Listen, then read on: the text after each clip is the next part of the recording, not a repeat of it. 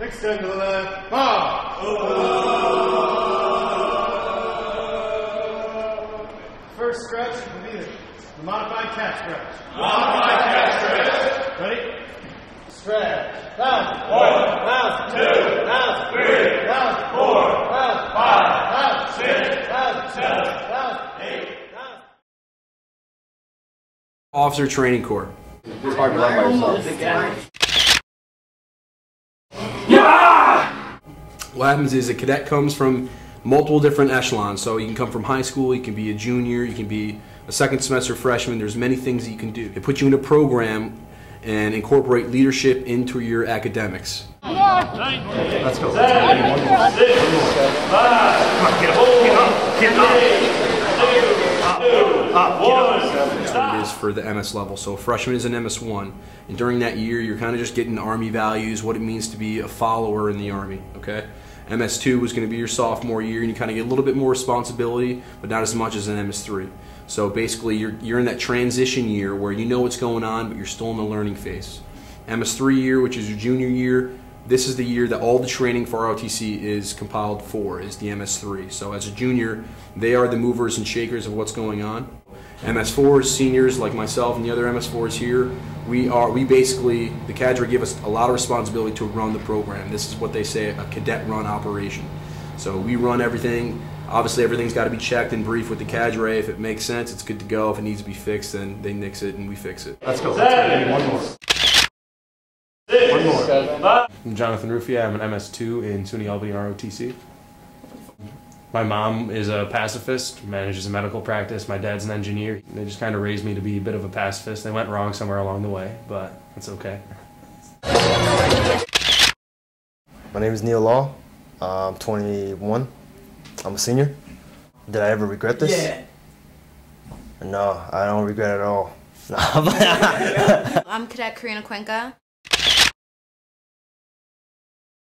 I'm from New York City, Manhattan, Lower East Side. I lived there my entire life. First time out in the woods was actually ROTC. As an undergrad, I completely understand what people think. I mean, you got these jokers running around in their uniform, like, oh, let's just get in the uniform, like, why does he got to do stuff like that? But, you know, it's not because we want to. You know, it's an order that we're provided to do, and never mind, I'm completely proud to wear that. Of course, there are people who think you made the wrong choice. They think that soldiers are, the idea of war, but it's not always the case. Well, I had a few friends from the city that were totally against it. I mean, most of my friends are pretty liberal. I think I'm pretty liberal as well. Political science, really, most professors just hate us. So, they all hate war and everything. So generally, I just keep my head down and do my studies. My mom actually called me selfish, being an only child. She thought it was selfish of me joining the military, knowing the possibilities. I turned it around and I was like, it's really selfish of you. This is what I want to do. And you've always encouraged me to go for what I wanted. Don't let this be any different. I wanted to enlist, but my mom had a problem with that. And I actually went to see a recruiter, not letting her know I wanted to do the National Guard. And my recruiter actually told me to look into this program called ROTC, and I had no idea what it was. And I started doing some research, and I found out that SUNY Albany here had an ROTC program. When I contracted, I actually contracted later than I wanted. I wanted to contract as soon as I got here to the school, but I wanted to talk to my parents about it first. Just basically had to convince my mom that this is what I want to do.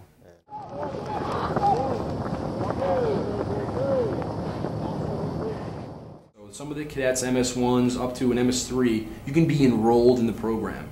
You can actually take the ROTC classes as a regular civilian student. Once you contract, you are eligible for the scholarships. So either for a 2 or 4 year scholarship. Well, it either pays for tuition or your housing on or off campus. At the end of their either 2-year or 4-year scholarship or agreement that they have with the program they're enrolled in, they'll be commissioned as a second lieutenant in either the reserve component or the active duty component. There's days where I do regret contracting. I mean, I find it hard to try and balance, schoolwork and doing all this at the same time. So it means that you don't get to go out as much, you don't get to have as much fun. That's actually a bit of a challenge sometimes. Monday, Wednesday, Friday is our regular PT schedule from 06:30 to 07:30.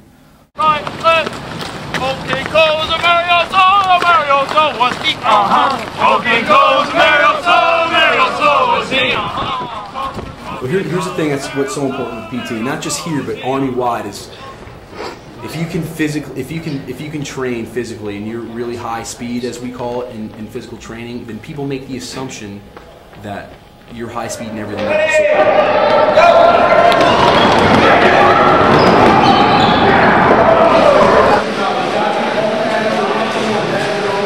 So you practice how you play, right?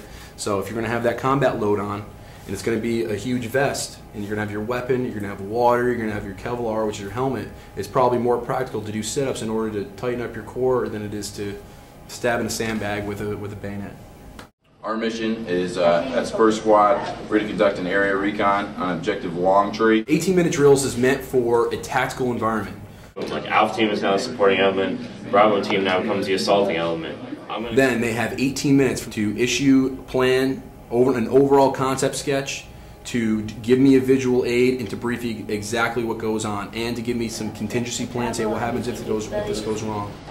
Types of vehicle, we will call. We will attack if there's 4 men or less. It makes it better that we do it now and we work out the kinks before we get there, and then they drop the ball. We're going to lift and shift fire. My assaulting element's going to come through and assault through the objective. My interest in the military started when I saw G.I. Jane, the movie. Little kids want to become doctors and lawyers, and so I wanted to be G.I. Jane. I thought of the military as kind of that brotherhood or that family. I come from a small family in the sense that I don't have any siblings. Like I have a lot of aunts and uncles and cousins, and so I guess I was looking for that. It was just one of those things that I always wanted to do. You know, the uniform looks spiffy, and there was the romance of being a soldier and all that. And career-wise, an officer was definitely the wisest choice. So, you know, I was a really athletic kid in high school. I was a varsity wrestler for 6 years. I loved it, but the country needs soldiers. So for every one of me who joins, there are 10 athletic kids who could do it, who don't. After 9/11, of course, you know, that kind of hit home for me. And I remember the next few days, like, just the smell of the smoke was still around.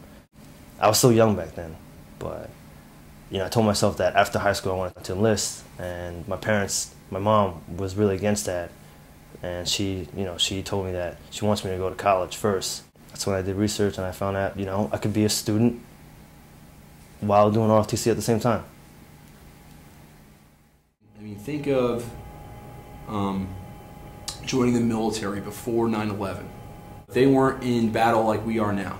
So we're dealing with cadets now who are completely aware of their obligations. They are probably, I mean, me, as sure as the sunrise, I'll deploy probably multiple times before I'm out of the Army. That's just within my first 4 years. I mean, there are days you get frustrated, days you don't want to be here, but that happens in any job you do.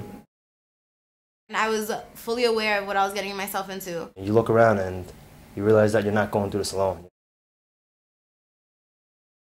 Really good witness of what ROTC is all about is Cadet Yang, who was a freshman, was from New York City, never swam a day in her life, never owned a baby.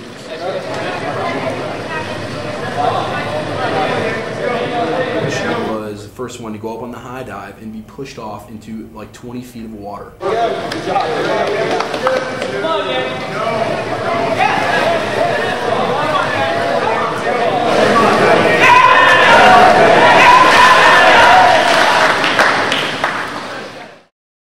Like you got your friend to your right and your left, you know, and you realize that you're all going through this, you know, as one. So that's what keeps me going.